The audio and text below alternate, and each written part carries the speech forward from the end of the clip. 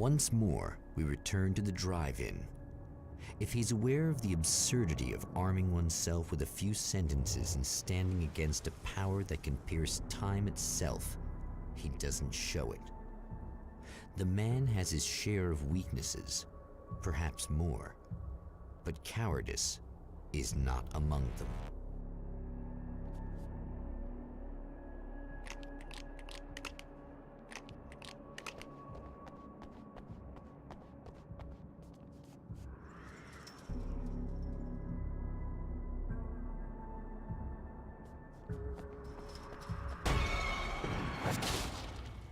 Oh, you got yourself a little plan, do you?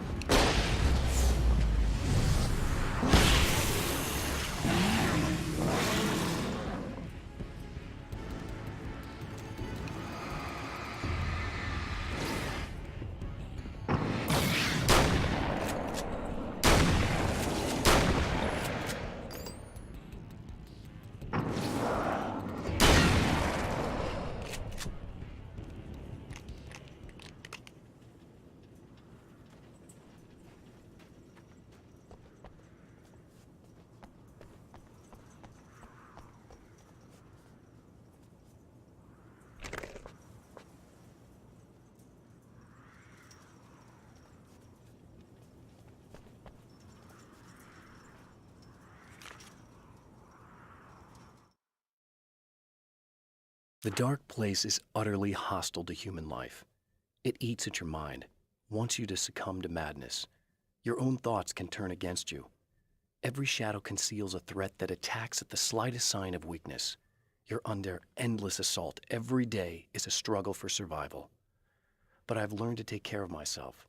I focus on Alice, our life together, my need to be with her. That takes me a long way in the dark place, as long as I have my gun and the flashlight.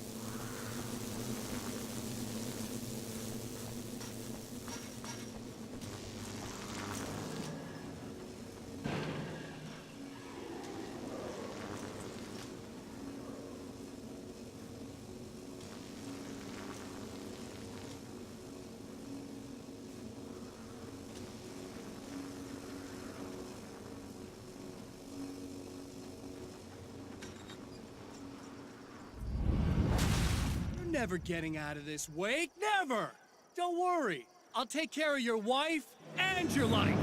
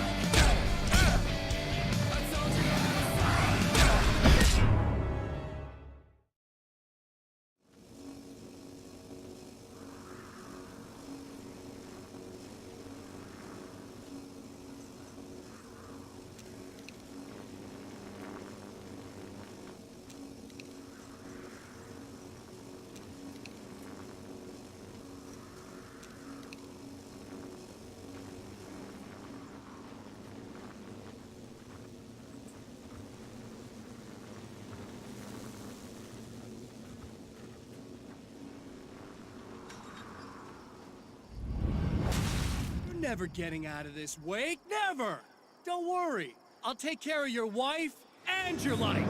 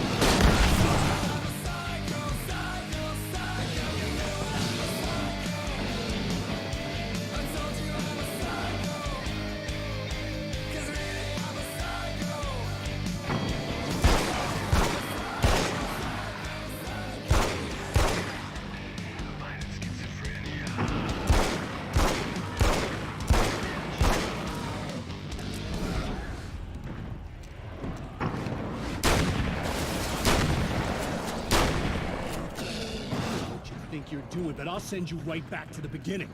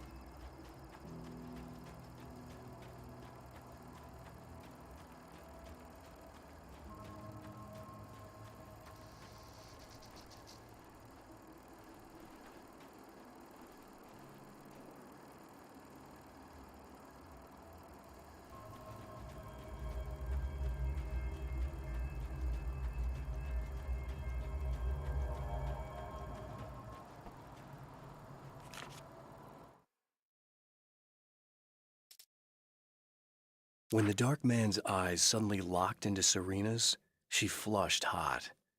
They ignited a black fire in her. He was talking. He wanted the power turned off. He said something about the projector booth. She hooked a finger under his belt buckle. He grabbed a hold of her throat and twisted until it hurt.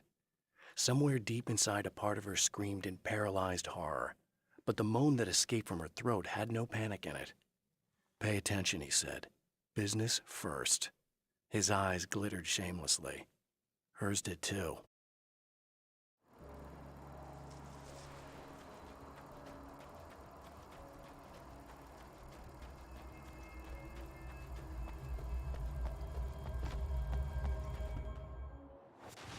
What? You think whatever it is you're gonna do is gonna make a difference? This'll end up just like before!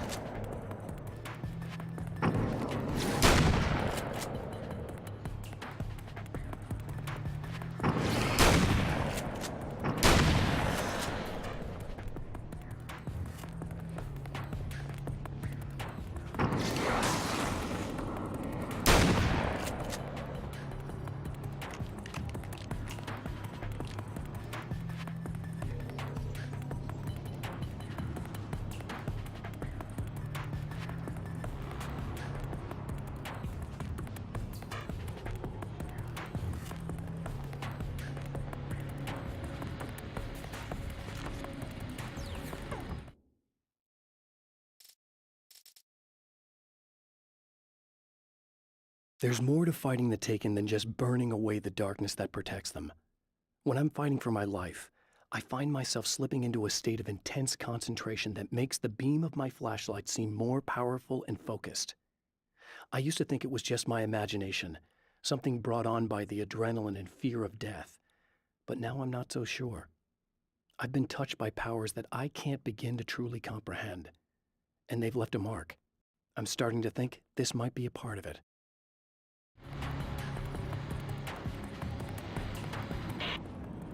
I've been around for a while now, you know? While you've been indisposed, stuck in the darkness, I've been busy. I operate in the shadows, not always literally, you understand? I'm a little more resilient than those I've taken, but I do my best work in the dark.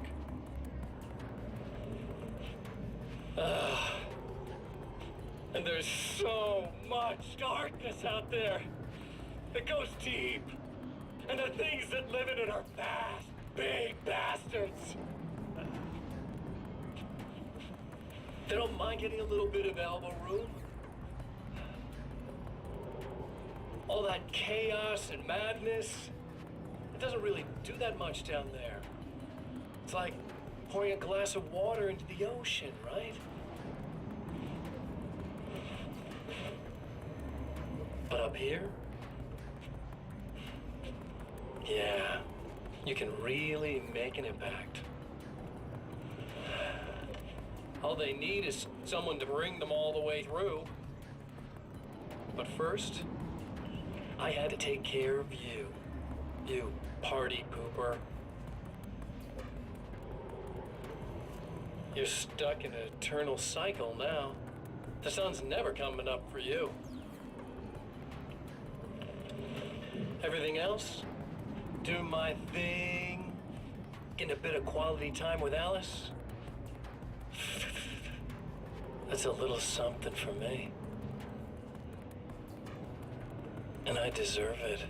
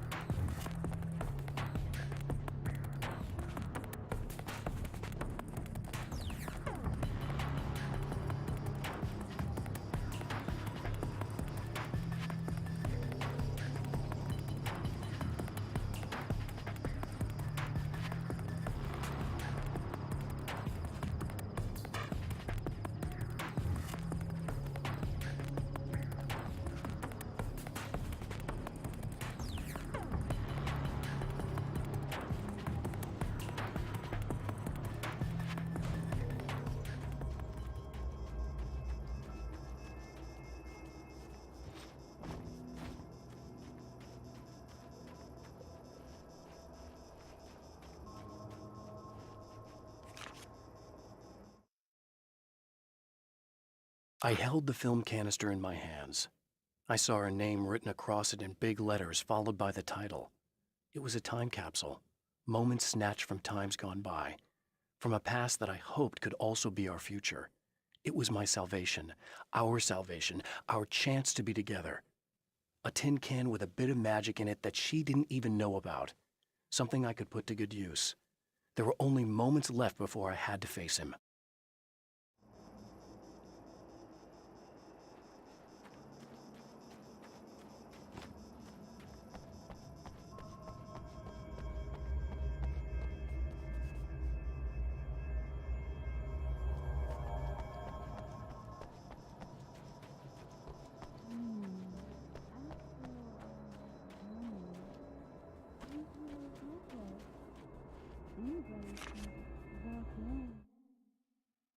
The clothes I wear now I shaped from dreams and memories. It's an old outfit, originally from the 90s. The last time I wore it was when I was still writing and Alice and I took a vacation in the desert before our troubles began. The night before, we'd been at a party, and I had dressed to the nines. On that lazy day, I put on these old clothes, worn and comfortable. Alice made a joke about grunge. I felt a little embarrassed, but I stuck with them. We were very happy. I'm sheathed in good memories to remind myself of what is at stake.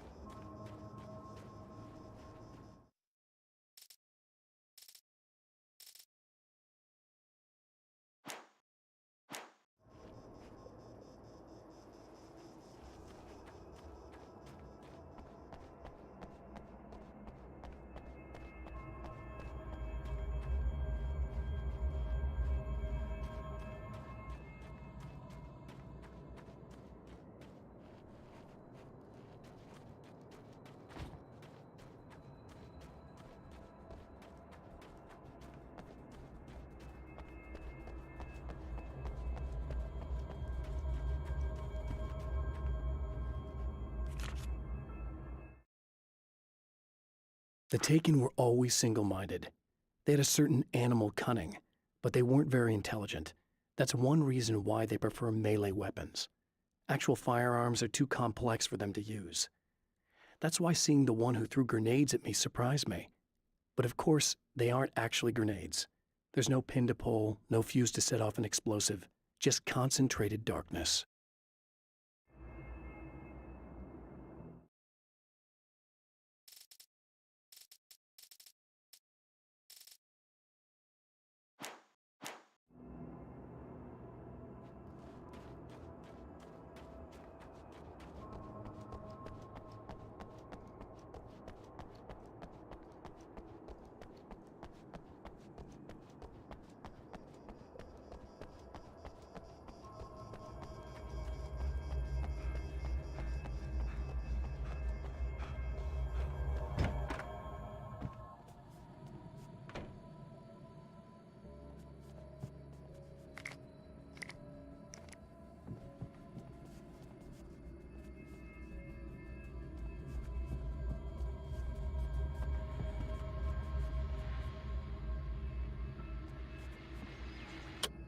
Hello, folks, and welcome to the third part of our pre-recorded interview with Serena Valdivia and renowned photographer Alice Wake. So, tell me about the film. It's called Sunrise, and it really wasn't something I ever thought of as an actual film. It was just footage, things I saw and happened to shoot.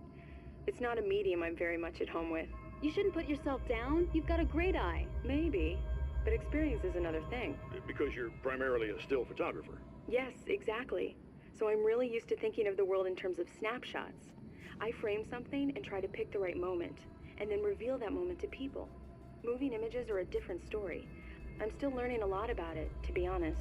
So, this is a new thing for you? Or maybe I'm just a slow learner. But showing it like this is definitely a new step for me. It's a little weird taking something this intimate and showing it to everybody. Not that the material itself is somehow shocking. It's just that those were private moments. But that's why it works, because it feels genuine.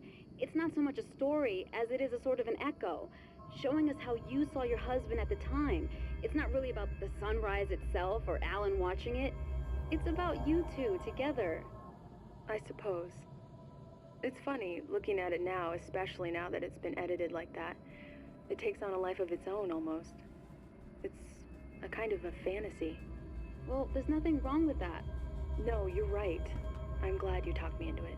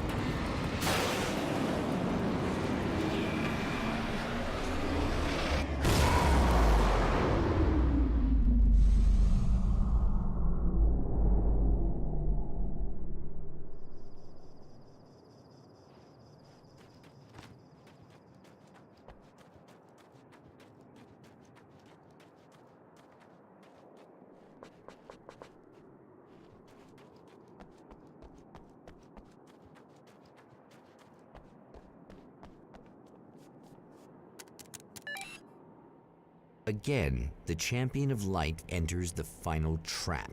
The new reality is almost here. All he needs to do is change the details of the scene, push it past the breaking point, and the rest will snap into place.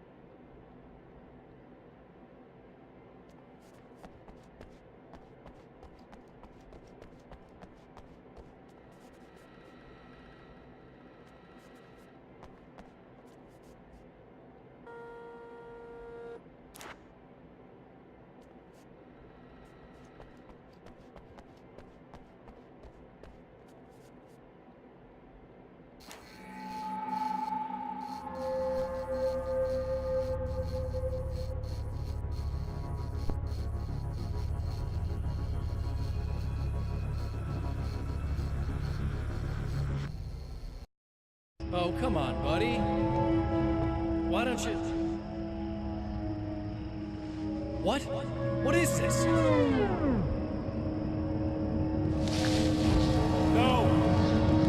No!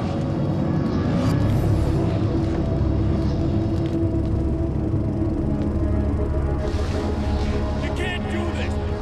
All I did was take the things you always wanted and never had the balls to go for. It's my turn now! It's my life! It's my life!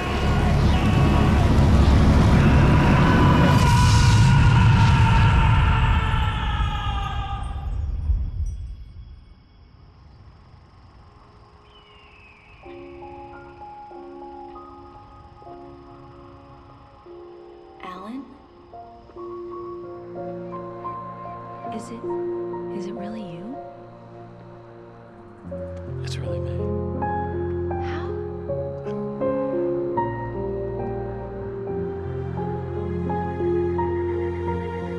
I love you.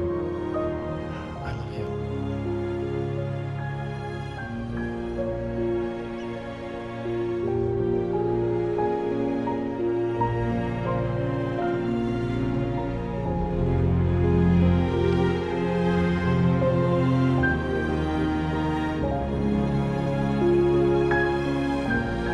A woman, a man, two lovers, held apart for far too long, enveloped in the light of a glorious dawn.